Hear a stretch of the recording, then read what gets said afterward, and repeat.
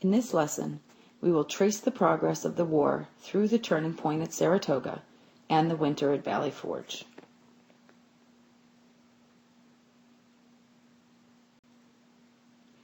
The war moves to the Middle States. The British had retreated from Boston in March of 1776 and had decided to capture New York in order to isolate New England and to cut them off from the rest of the colonies. British General William Howe and Admiral Richard Howe and 32,000 British soldiers defeat General Washington and his 23,000 poorly equipped troops by August 1776 and capture New York. You can see on this map the retreat from New York City by Washington and his troops. The Battle of Trenton. Washington retreats from New York and is pushed back into Pennsylvania, and he desperately needs to win a battle. So on Christmas night at Trenton, New Jersey, Washington sails 2,400 men across the Delaware icy river. He surprises the Hessians, which were German troops who were paid to fight for the British, and is able to win a much-needed victory for the Americans. His trip across the icy Delaware River was captured in a painting that you can see here. 8 days later, Americans win another important victory at the Battle of Princeton, also in New Jersey, against 1,200 British soldiers. Both victories allow Washington to keep his troops enlisted and to improve American morale. The fight for Philadelphia. British General Howe tried to capture Philadelphia, Pennsylvania in 1777. General Howe is pictured here. The Continental Congress was forced to flee Philadelphia, and Washington's troops tried unsuccessfully to block the Redcoats at Brandywine Creek, and the British will eventually capture Philadelphia. Washington's defeat at Brandywine doomed Philadelphia, and through the harsh winter, the British were very comfortable in Philadelphia, while Washington's troops, George Washington is pictured here, will be forced to winter at Valley Forge. Victory at Saratoga.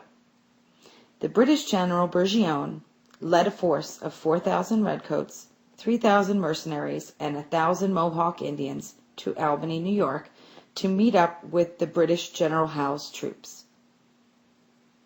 They got lost and bogged down in the swamps and underbrush, moving through the woods, and their supplies ran low. American General Gates gathered soldiers from all over New England and New York to surround Saratoga, New York, to try to surround the British troops. Burgoyne is forced to surrender after he is unable to defeat the Americans at the Battle of Saratoga.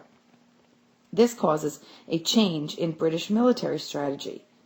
From now on, and for the remainder of the war, the British will stay close to the coast and the British fleet from now on to prevent them from running out of supplies and from getting lost.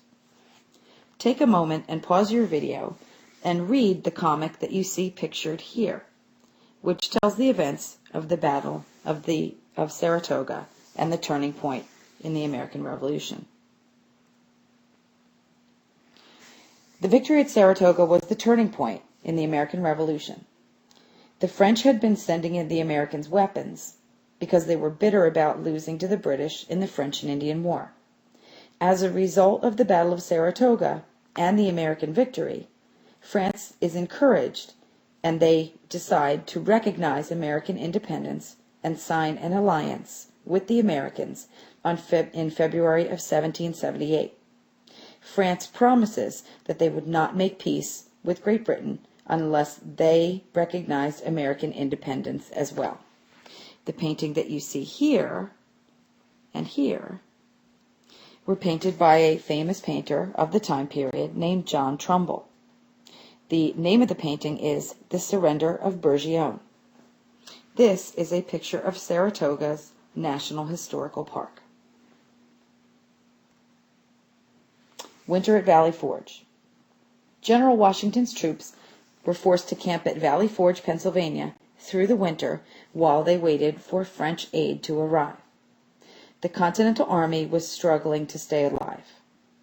Of the 10,000 soldiers, more than 2,000 will die of exposure and loss of limbs from the harsh weather throughout the winter. A Prussian drill master named Frederick von Steuben, who is pictured here, volunteers to train the Continental Army through the winter. His job is to make regular soldiers out of country bumpkins. The Continental Army begins to transform into an effective fighting force. He is pictured here, training the Continental Army, and you could see how difficult the conditions at Valley Forge would be by looking at the picture that is here.